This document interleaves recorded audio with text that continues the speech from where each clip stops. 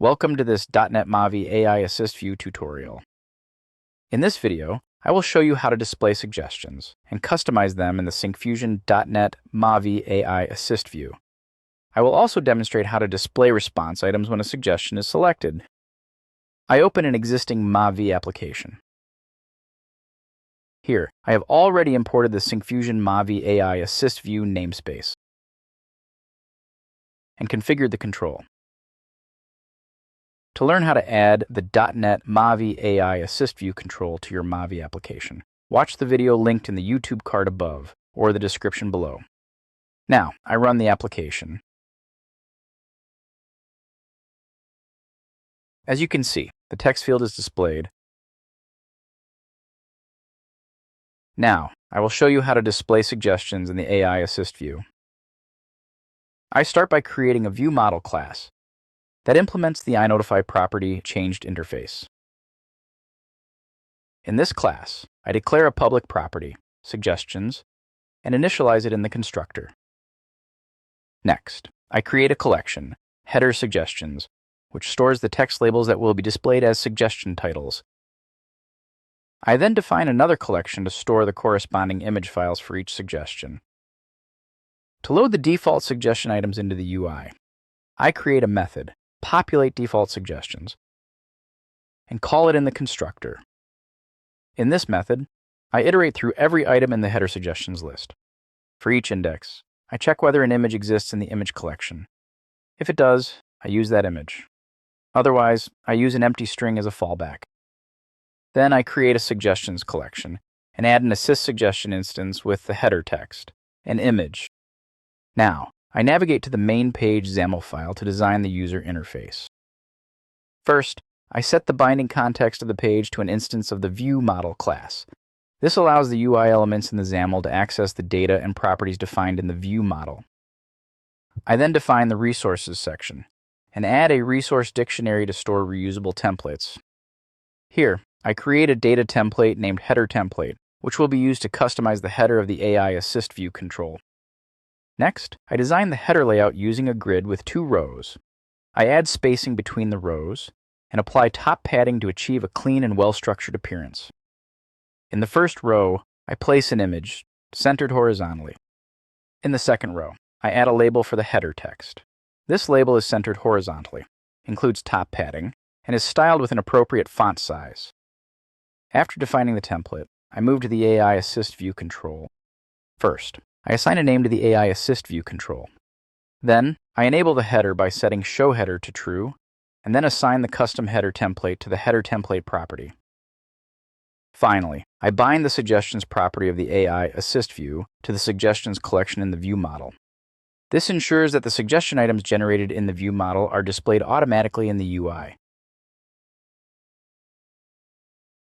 Once the application loads, you will see that the suggestions are displayed in the header. To customize the suggestions, I define another data template called Suggestion Template. I create a grid that includes padding and specify values in the width request and height request properties to serve as the container for each suggestion card. Inside this grid, I add a border with a white background.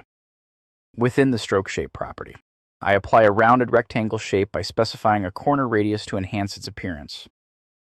Next, I place an image inside the border and bind its source property to the image source of the suggestion item. I also set the aspect property to ensure that the image fills the available space neatly and proportionally.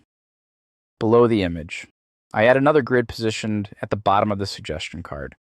Inside this grid, I place a border with padding and a background color, aligned horizontally at the center. I also round its corners by setting a value for corner radius to maintain a consistent visual style. Inside this border, I add a label that is bound to the suggestions text property. This displays the suggestions title, centered and styled with a small, readable font size. In the AI AssistView control, I assign the custom template to the suggestion template property. This ensures that each suggestion card in the UI uses the styling defined in the template. Now, the custom design has been applied to all suggestions. Next, I will show you how to display responses for the suggestions. In the View Model class, I begin by declaring two private fields. One stores the most recent user request, and the other stores the messages shown in the Assist view.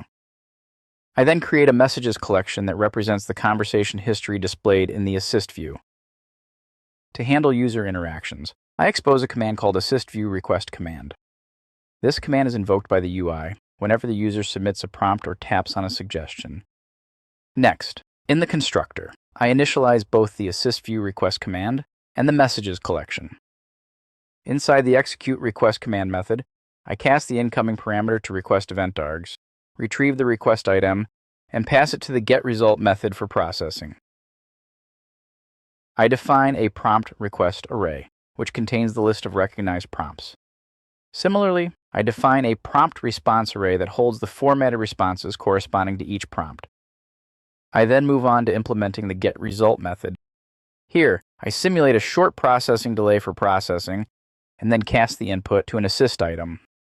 If the request is valid, I forward it to the getSolutionToPrompt method to generate the appropriate response. Within the getSolutionToPrompt method, I first validate the request text. If the request is null or contains only whitespace, the method exits immediately. Next, I iterate through each known prompt in the prompt request array. For each iteration, I clean the user input by removing punctuation, and build a regular expression that matches the cleaned input as a whole word or phrase. I then check whether the cleaned user input matches the current prompt. If a match is found, I retrieve the corresponding predefined response from the prompt response array using the same index, and then replace new line characters with a break tag for proper formatting. Before displaying the response, I ensure it is not empty. I then create a new assist item for the assistance reply, set its text to the formatted response, and link it back to the original request. Finally, I add the response item to the messages collection, causing the UI to update automatically and display the response. Now, I navigate to the main page XAML file. Here, I bind the assist items property to the messages collection, and bind the request command property to assistview request command. Once the application loads, I tap on a suggestion. You can see that the corresponding response is displayed. Next, I will show you how to display suggestions below the response item. In the View Model class, I define a list called Suggestion List that stores subsuggestions, which are displayed along with the assistance response. To populate this list, I create a method called GenerateSuggestions. Inside this method, I create three separate lists, each containing suggestions related to a specific main suggestion. These lists are then added to the Suggestion List collection. I call this method in the constructor, ensuring that all the suggestions are initialized when the view model is created. I also update the prompt request and prompt response arrays to include the prompts and their corresponding responses, so they stay aligned with the main and sub-suggestions. Next, I create a method called getResponseWithSuggestion.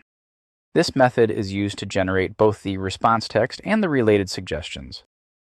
I update the execute request command method to call getResponseWithSuggestion instead of generating only the initial response. Inside the getResponseWithSuggestion method, I first add a short delay to simulate processing time. Then, I cast the incoming input query to an assist item, which is the expected format for user requests in the assist view. If the request is valid, I generate contextual suggestions by calling the getSuggestion method and passing the request text. Now, let's look at the getSuggestion method. Here, I start by creating an empty assist item suggestion instance. If the prompt is empty or contains only whitespace, I immediately return this empty suggestion set. Next, I convert the header suggestions collection to a list and locate the index of the header that matches the prompt. This index is used to look up the corresponding group of subsuggestions from suggestion list. If the index is valid and within the bounds of the collection, I proceed to build the suggestions for that prompt. I create a collection that notifies the UI whenever its contents change, enabling automatic updates. Then, I loop through the predefined subsuggestions for the selected header and wrap each item in an assist suggestion, setting its text property. After building the collection, I assign it to the item's property of prompt suggestions and set the orientation to horizontal. Finally, I return the populated assist item suggestion object. Now, I move to the getResponseWithSuggestion method. Here, I add another short delay to simulate additional processing and compute the assistant's response by calling the getSolutionText method. Inside getSolutionText, I first check whether the input is null or contains only whitespace. If so, I return an empty string. I then clean the user's input by removing punctuation and special characters. Next, I iterate through the list of known prompts stored in the prompt request array and build a regular expression that matches the cleaned input as a whole word or phrase. If a match is found, I return the corresponding response from the prompt response array at the same index. If no match is found, the method returns an empty string. I return to the getResponseWithSuggestion, and I create an assist item for the assistant's reply. I set its text to the generated response and attach the suggestion set returned earlier. Then, I link this response to the original user request and add it to the messages collection. Now, when I tap a suggestion, you can see that the response is displayed along with its related suggestions. You can also tap on a sub-suggestion to display its corresponding response, allowing the conversation to continue naturally. Let me wrap up this video. You have learned how to display suggestions and customize them in the Syncfusion .NET MAUI AI AssistView. You also learned how to display response items when a suggestion is selected. If you want to see this example's working code, download it from the GitHub link in the description below. I have also included a link where you can check if you qualify for our community license, which gives you a free license key for all our .NET MAUI controls. If you found this video helpful, click the like button and subscribe to our channel to watch more videos like this. Thanks for watching.